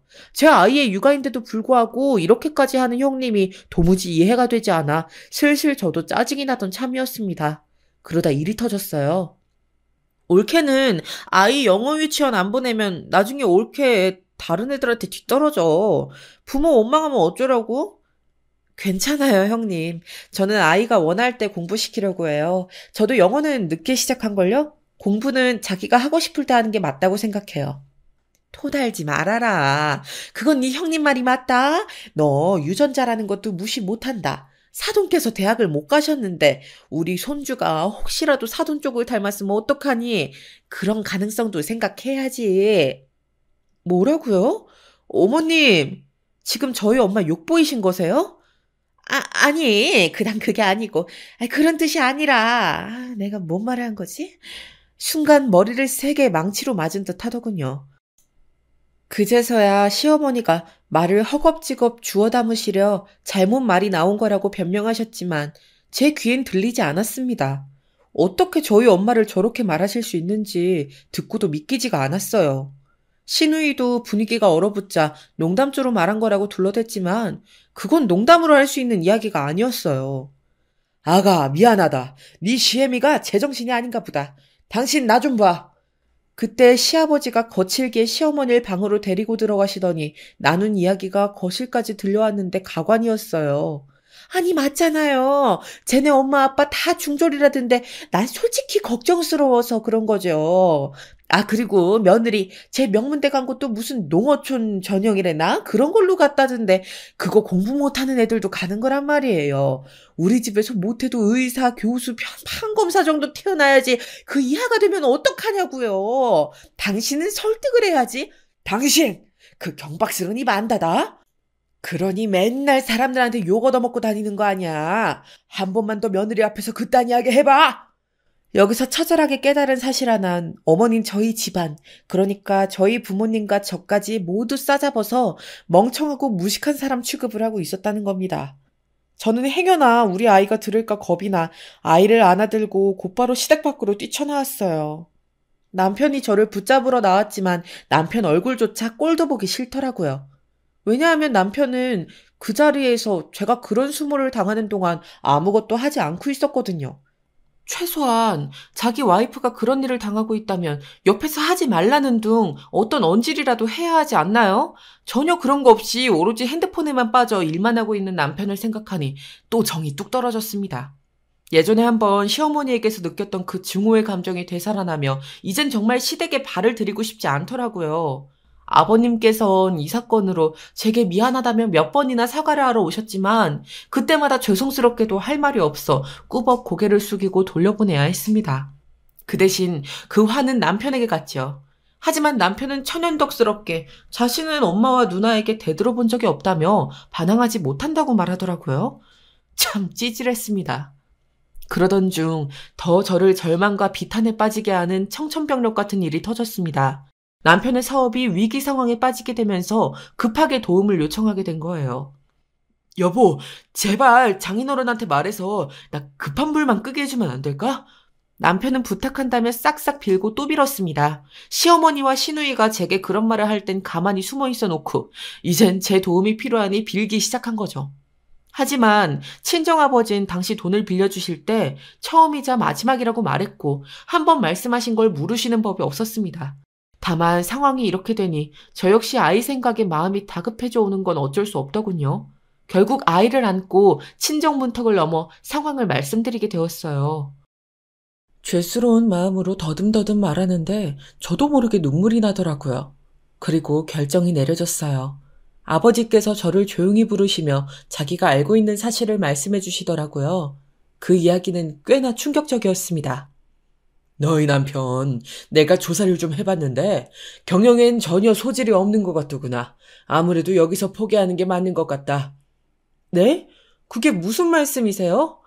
아버진 사실 돈을 빌려주시고도 신뢰가 가지 않아 자신이 아는 사람을 통해 남편 회사와 돌아가는 사정들을 물어보았는데 남편이 사무실도 잘 나오지 않고 일을 따내는 거에도 전혀 열정을 보이지 않는다고 했다고 하더라고요. 오죽하면 업계에 그런 소문이 돌겠냐며 그런 사람은 안 된다고 말씀하셨어요. 그리고 역시 저희 남편에게도 사업 자금은 빌려줄 수 없다고 칼같이 자르셨고요.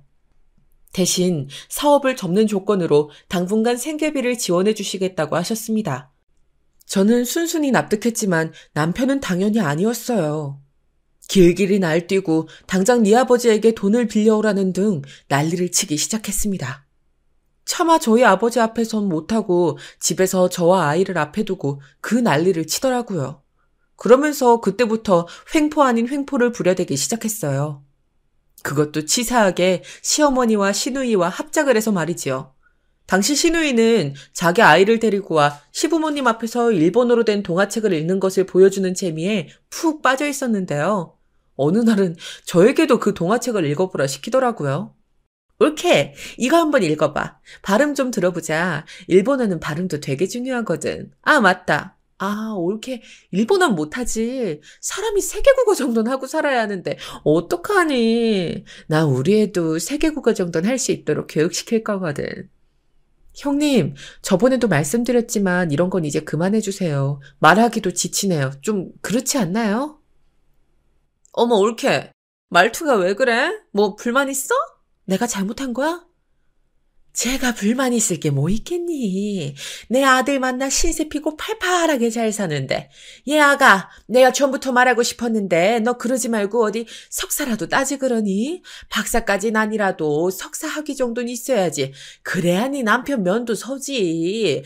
네가 그저 그런 학벌이면 네 남편도 같이 기죽는 거야. 내 아들은 그래도 석사 학위는 있지 않니? 어머님, 저는 괜찮아요. 제가 알아서 할게요. 여보, 뭐라고 말 좀 해봐. 엄마 말이 맞는데 뭘 그래. 배울 건 좀 배워. 나도 솔직히 석사 학위조차 없는 여잔 부끄러워. 여기서 불을 지른 건 남편이었어요. 시어머니와 시누이가 쌍으로 무례하게 굴며 석사 학위를 따라고 난리를 치는데 남편이 배울 건 배우라며 이죽거리더라고요. 석사학위를 가진 엄마를 아이가 더 좋아하지 않겠냔 말까지 하면서요. 이성이라곤 도무지 배우지 못한 인간들이 도대체 언어며 인문학이며 경제며 배워서 어디에 쓸 것인지 알 수가 없었답니다. 그래서 저도 모르게 제발 인성부터 똑바로 배우세요. 허튼 소리 하지 마시고요. 라고 소리치고 나와버렸습니다. 그 말을 하고 나오면서도 분이 풀리질 않더라고요. 그때부터 시댁으로부터 오는 전화통에 불이 나기 시작하더라고요. 그중에선 고상한 학자답지 않은 문자들도 참 많았어요. 전화를 왜 피하는 거냐, 어디 시부모한테 그러고 나가는 법이 어디 있냐, 며느리로 인정받고 싶으면 당장 무릎 꿇고 빌어라 등등 여러 문자들이 왔지만 전 모조리 읽고 물을 씹듯 와작 씹어버렸습니다. 속이 다 시원하더라고요. 이렇게 깔끔히 무시해버리면 될 것을 왜 그간 스트레스를 껴안고 살았는지 후회가 되었죠. 남편 역시 집에서 시위 아닌 시위를 하는데 저는 밥도 차리지 않았고 공간도 따로 분리해 아이와 함께 잠을 잤습니다. 저희 아버지한테 사업자금을 지원받지 못한 것에 꽁에 저렇게 구는 게 눈에 빤했거든요. 하지만 저의 적극적이고 공격적인 행동이 가해지자 시어머니로부터 바로 반격이 들어왔어요. 그날은 저희 딸 생일이었어요. 왜 하필 이날이었을까요? 시어머니가 갑자기 쳐들어오시더니 딸아이와 딸아이 친한 친구들 제가 조촐하게 생일 파티를 하고 있는 상을 흘끗 쳐다보더니 선물을 준비했다고 하더군요. 이때부터 심장이 불길하게 뛰기 시작했어요. 시어머니가 펼친 선물은 평범한 동화책 2권이었는데요. 왜 2권일까? 의문이 들던 때 그 동화책을 딸과 저에게 건네주더라고요. 자, 할머니가 엄마 것까지 2개 준비했어. 선물이 2개야. 할머니 최고지? 순간 그 자리에서 얼어붙은 건 저뿐만이 아니었어요. 딸도 조금 이상한 분위기를 감지했는지 움찔하더군요. 전 조소가 걸린 시모를 그야말로 동화책으로 한껏 내려치고 싶은 심정이었습니다. 당장 나가세요. 나가시라고요. 안 나가시면 경찰 부를 거예요. 전 지금 당장 나가라며 시어머니를 밖으로 밀어내버렸어요. 시댁에서 어떻게 절 싸잡아 욕하든 상관이 없었습니다. 그러고서 남편까지 이 일을 알게 되어 한마디 거들려 했지만 무시해버렸어요. 그런데 이 일이 시발점이 되어 끔찍한 사건이 일어나고 말았는데요. 때는 여름이 시작되고 불볕더위가 기승을 부리기 시작한 때였어요. 저희 아이가 유독 열이 많아 여름이 되니 칭얼거리고 짜증을 잘 부리더라고요. 덕분에 저도 워킹맘으로서 조금 힘든 나날을 보내고 있었어요. 저희는 당시 전기료를 아끼기 위해 에어컨을 최대한 자제하고 선풍기를 쓰고 있었는데요. 제가 돈을 벌고 있긴 해도 아직 남편의 빚 때문에 친정아버지에게 생계비를 지원받는 것도 죄송스러웠고 그래서 최대한 아껴 쓰며 지내고 있는 형편이었어요. 사실 아버지 역시 공장 돌아가는 형편이 그리 좋진 않으셨는데 저 때문에 고생하고 계신 거였으니 안부 전화해드릴 때마다 더더욱 죄송스러웠죠. 아빠, 저 때문에 너무 죄송해요. 결혼하고 효도해야 할 자식이 못난 일만 벌이네요. 무슨 그런 말을 하고 그래. 위축되지 말아라. 돈은 걱정하지 말고. 아직은 아버지가 힘이 있어. 아버지는 언제나 그런 말씀을 하시며 오히려 저에게 위안을 주셨습니다. 그런데 어느 날 낮, 제 인생 최악의 일이 일어났습니다. 회사를 하루 연차 내고 쉬고 있는데 폭염으로 아이가 너무 힘들어하더라고요. 옆에서 아이 공부를 봐주고 있었는데 저조차 집중이 잘 되지 않을 정도로 무더웠어요. 이건 안 될 것 같다 싶어 거실에 에어컨을 잠깐 틀었지요. 그때 어디선가 갑자기 쿠션 하나가 날아와 제 머리를 강타했습니다. 뒤통수가 얼얼한 느낌에 뒤를 돌아보니 남편이었어요. 야, 미쳤냐? 너 전기료가 얼만데 이 날씨에 에어컨을 틀어? 지금 뭐 한 거야? 뭐 한 거긴 보고도 몰라? 옆에 있던 아이는 갑작스런 이 광경에 놀라 울음을 터뜨렸고 남편은 꿋꿋이 자기 할 말을 이어나가더군요. 지금 전기료 인상으로 나도 선풍기 틀고 지내는 형편에 감히 에어컨을 트냐면서요. 저는 일단 아이를 진정시키기 위해 다급히 안방으로 끌고 들어와 문을 잠그었습니다. 그리고 일단은 아이가 잠들 때까지 기다리려 했어요. 그런데 남편이 발로 문을 쿵쿵 차대면서 나오라고 고래고래 소리를 지르더군요. 문을 열어 마주한 남편의 얼굴에 불그스름한 빛을 보니 대낮부터 술을 마신 게 분명했어요. 대낮에 친구들과 술이나 퍼마시고 다니면서 펑펑 돈을 쓰면서 저한텐 에어컨 한 번 틀었다고 쿠션을 날리다니 저도 화가 나 아이가 듣고 있는 것도 모르고 그때부턴 이성을 놓아버렸습니다. 당신 지금 아이 앞에서 날 때린 거야? 이거 정말 하면 안 되는 짓인 거 몰라? 너야말로 미쳤지. 이 날씨에 무슨 에어컨이야? 돈이 썩어 남아 도냐? 어? 너 네 아빠 믿고 까부는 거지? 네 아빠가 우리 생활비 좀 대준다고 까부는 거 아니야. 그러니까 우리 엄마한테도 못되게 굴지. 뭐? 내가 에어컨 킨 이유는 우리 아이가 당신 딸이 더워서야. 그래서 킨 걸 가지고 나한테 이런 물리적인 행위래? 당신이 그러고도 남편이고 애 아빠야? 넌 이성 쓰레기야. 네 엄마나 너나 다 똑같아. 하지만 남편은 제 말에 더 폭발한 건지 갑자기 제 머리채를 쥐어잡았고 그대로 전 정신을 스르르 놓아버리고 말았습니다. 잠시간 의식을 잃는다는 게 어떤 느낌인지 몰랐는데 이제야 알겠더군요. 눈을 떠보니 흘러내린 옷가지를 추스리지 못한 채 전 거실 위에 누워 있었고 군데군데 상처가 나 있었어요.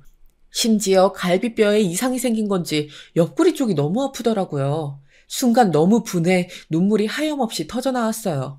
몸이 공포를 기억하는지 그 순간에도 남편이 있을까 두려워 두리번거렸는데 남편은 어디로 나간 건지 없었지요.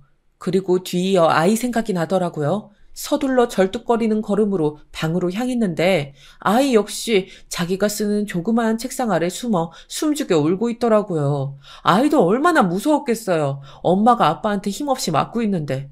그런 모습을 지켜봐야 했으니 그 고통도 상상할 수 없었습니다. 전 도저히 이런 짓을 한 남편을 용납할 수 없었습니다. 그래서 잠시 아이를 옆집 아줌마에게 부탁하곤 그 상태 그대로 시댁으로 달려갔어요. 시댁에 도착하자마자 초인종을 누르니 마침 시누이가 놀러왔는지 자기 아이와 하하호호 놀며 웃고 있더라고요. 시어머니는 옆에서 열심히 박수 쳐주며 장단을 맞춰주고 있었고요. 제 얼굴에 놀란 건 시아버지뿐이었어요. 얼굴이 왜 이러냐는 시아버지의 말에 전 도끼 품은 얼굴로 말했습니다. 어머님, 아버님, 형님, 남편이 이렇게 했어요. 남편이랑 작자가 그것도 아이 앞에서 제게 이런 짓을 했다고요. 믿겨지세요? 전 아직도 믿기지가 않고 온몸이 벌벌 떨리네요. 저 이거 가만히 있지 않을 거예요. 아드님 고소하고 벌 받게 할 거예요. 그래서 이 죗값 다 치르게 할 겁니다. 어머, 무서워 죽겠네. 너도 참 무슨 그런 이상한 말을 하고 있니? 더위 먹었어? 걔가 널 왜 때렸겠니? 네가 뭐 비위 거스르는 말이라도 했겠지. 뭐라고요? 어머님, 그 사람이 절 때린 건 이 더위에 제가 에어컨을 켰다고 그 이유 하나만으로 무지막지 주먹을 휘두른 거라고요. 정신도 없는 저한테요. 이거 엄연한 범죄예요. 범죄 같은 소리 한다 얘. 맞을 짓을 하면 맞아야지. 짐승도 그런데 사람도 당연한 거 아니니? 너처럼 못 배운 집안에서 자란 애들은 모르겠지만 원래 사람도 때려야 말을 잘 듣는 거야. 정말 미치셨군요. 순간 그런 말을 하는 시어머니가 더 이상 사람으로 보이지 않더라고요. 이렇게 상처 입고 온 며느리한테 잘 맞았다고 하는 시어머니라니 이 집안이 그저 온통 지옥으로 느껴졌습니다. 그때 어디서 코 고는 소리가 들리는 겁니다. 익숙한 소리여서 바로 옆방 문을 열었더니 남편 놈이 거기서 퍼질러 자고 있더라고요. 저에게 이런 짓을 저질러 놓고는 자기는 쿨쿨 술에 취한 채 자고 있더라고요. 한마디로 시어머니는 어떻게 돌아가는 상황인지 다 알고 제게 저런 말을 한 것이었죠.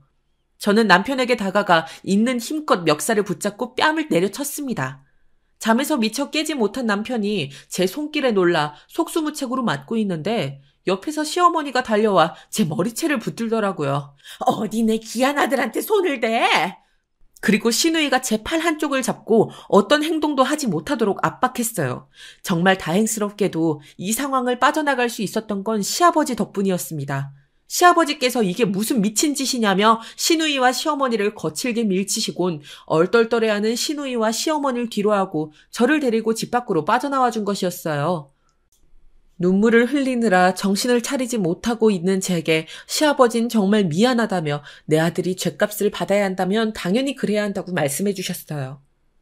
저는 그 뒤로 곧장 시아버지의 부축을 받아 택시를 잡았고 저희 친정으로까지 향하게 되었습니다. 시아버진 저를 데리고 친정으로 가셔선 어떻게 된 상황인지 저를 대신하여 말씀하셨어요. 그리고 분노를 감추지 못하는 부모님께 죄송하다며 100배 사죄를 하셨지요. 역시나 저희 부모님은 이 일을 절대 넘길 수 없다며 당장 법적 조치를 취하겠다고 하셨습니다. 특히나 저희 아버지께선 분노를 참지 못하셨어요. 경찰서에 소환된 남편을 찾아가 단단히 혼주를 내주려 하셨지요. 하지만 전 그런 아버지를 말리었고 제가 직접 이 복수를 하고 싶다고 말했습니다.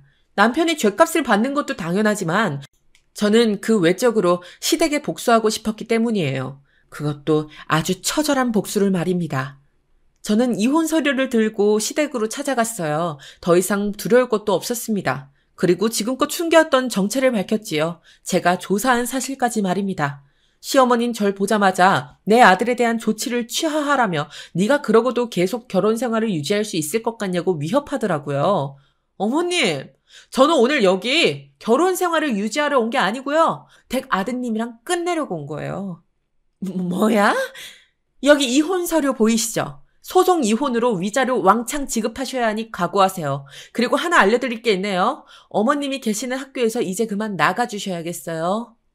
네가 무슨 권리로 그딴 말을 해? 감히 누구 보고 나가라 말아야? 여기서부터가 하이라이트인데요. 곰곰이 생각해보니 예전에 시어머니가 시누이와 대화하며 나누었던 내용이 문득 기억나더라고요. 그래, 아무도 모르게 연구비 빼돌릴 수 있다니까. 너도 박사방 힘들 테니까 그렇게 해라. 엄마, 정말 그래도 될까? 안 걸려? 절대 안 걸려. 특히 조교 입은 꼭 막아야 해. 혹시 모르니까. 사실 시어머니가 계시는 그 학교의 총장님은 저희 외삼촌이셨어요. 어머니 아버지께서 모으신 돈을 대학교에 기부금으로 전달해 주실 정도로 저희 집안은 외삼촌과 좋은 사이를 유지하고 있었는데요. 언젠가 시어머니가 재직 중인 그 학교 이름을 듣고 잠깐 놀랐지만 따로 티를 내진 않았습니다.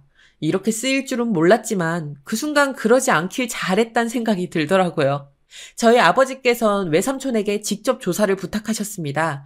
조사 결과 대단하시더군요. 시어머니가 대학교 내에서 이 정도까지 비리를 저질렀을 줄 저도 전혀 예상하지 못했어요. 그런데 시어머니는 연구비 강의료를 부당 수령까지 했고 그 사실이 수면 위로 드러나게 되었어요.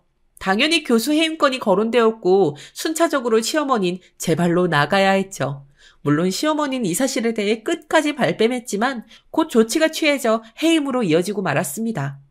자신이 그토록 중요시 여겼던 명예를 잃으셨으니 인생 전체를 잃은 것과 별반 다를 게 없었어요.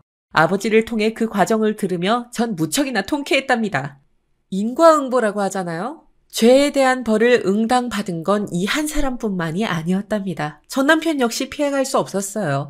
전 남편은 일단 상해죄로 징역을 선고받았고 이혼 과정에서도 아버지의 도움으로 좋은 변호사를 선임하게 되어 거액의 위자료를 청구할 수 있었어요. 덕분에 전 남편은 제게 돈을 내어주어야 하는 형편이 되었지요. 빈털터리 신세를 면하지도 못한 데다 돈까지 빚을 내줘야 하니 그 심정이 어떻겠어요? 전 남편이 저에게 했던 행위들을 생각하면 하루에도 10대 번씩 속에서 천불이 났지만 그 이후 펼쳐진 상황들은 제게 상처를 위안하듯 꽤 괜찮은 치유제로 작용했답니다. 그러다 오랜 시간이 지나고 전 남편과 시모, 시누이 이 세 사람을 한꺼번에 만난 적이 있었는데요. 그 인연도 기가 막혀요. 저희 엄마가 평소 봉사에 관심이 많으셔서 무료 급식 봉사에 참여하곤 하시는데요. 저도 엄마의 권유로 따라갔다 그 세 사람을 마주한 겁니다. 어떻게 이 세 사람이 무료 급식까지 받아야 하는 신세가 된 걸까요? 어이없는 얼굴로 시어머니를 보고 있으니 시어머니가 냅다 제 옷깃을 붙잡으며 저에게 극 존칭을 쓰더라고요. 내가 아주 큰 죄를 지었어요. 제발 우리 아들과 다시 좀 만나줘요. 예? 이게 무슨 일이에요? 그 손 치우세요. 사부인, 내가 귀한 분을 몰라 뵙고 무례를 저질렀어요. 평생 사죄하며 살게요. 그러니 제발 우리 아들 좀 다시 만나줘요. 아니면 돈이라도, 밥이라도, 밥 먹을 돈이라도 한 푼만 부탁해요. 저는 어떻게 된 사정인지 물었어요. 알고 보니 시댁이 남편의 사업 재기를 돕겠다고 온갖 돈을 쏟아부은 탓에 집안의 가세가 기울었고 그러다 길거리에 나앉게 된 것이더라고요. 그 사정들을 부끄럼 없이 낱낱이 말하며 제발 한 번만 받아달라고 도와달라며 세 사람이 한꺼번에 절 붙잡는데 뿌리쳐도 거머리처럼 들러붙더라고요. 겨우 급식소 사람들이 떨어뜨려 놓았습니다. 그런데 이를 지켜보던 친정엄마는 화가 많이 나셨는지 갑자기 들고 있던 국자로 전 남편의 몸을 이곳저곳 가격하시더군요. 저를 아프게 했던 전 남편의 얼굴을 다시 보니 그때의 감정이 올라오셨나 봐요. 저는 친정엄마까지 겨우 진정시키곤 그들의 한심한 두 눈을 똑똑히 바라보며 말했어요. 이제 와서 이래봤자 도와줄 사람 없어요. 그러니 그만 가세요. 제가 누굴 위해 봉사하고 희생할 수 있는 능력이 있다 해도 당신들을 위해선 죽어도 그런 짓 하고 싶지 않네요. 저를 천대하고 무시할 땐 언제고, 저희 집안 전체를 싸잡아가며 욕할 땐 언제고. 이러는 거 부끄럽지도 않으세요? 부끄러움이라도 아시면 제 앞에 더 이상 나타나지 마세요. 제가 그때 던졌던 말과 달리 세 사람은 다음 날도 다다음 날도 저희 친정아빠 공장까지 찾아와 행패를 부렸지만 경비원들에 의해 모조리 쫓겨났답니다. 참 볼품없는 최후를 맞이했죠. 저로선 통쾌한 결말이었지만 가끔 생각하면 남편에게 맞았던 그날이 떠올라 갈비뼈 부분이 욱신거리곤 합니다. 그전까진 누군가에게 물리적인 행위를 당한다는 것이 이토록 무서운 일인지 몰랐는데 제가 그 경험을 하고 나니 트라우마라는 게 정말 생기더군요. 아마 몸의 정신적인 상처와 육체적 고통이 함께 남아있는 듯 합니다. 요즘은 제 아이와 함께 보내는 나날에 충실하려고 합니다. 열심히 일도 하고 친정 부모님께 효도하며 잘 사는 모습 보여드리고 싶어요. 지금으로선 그것이 저의 가장 큰 소망이자 꿈입니다. 부모님에겐 마음의 빚을 너무 많이 졌거든요. 여러분들의 소망은 무엇인가요? 어떤 소망을 가지셨든 꼭 이루어지시길 진심으로 바랍니다.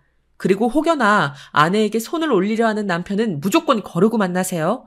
그럼 이만 글을 마무리할게요. 지금까지 긴 이야기 들어주셔서 감사합니다.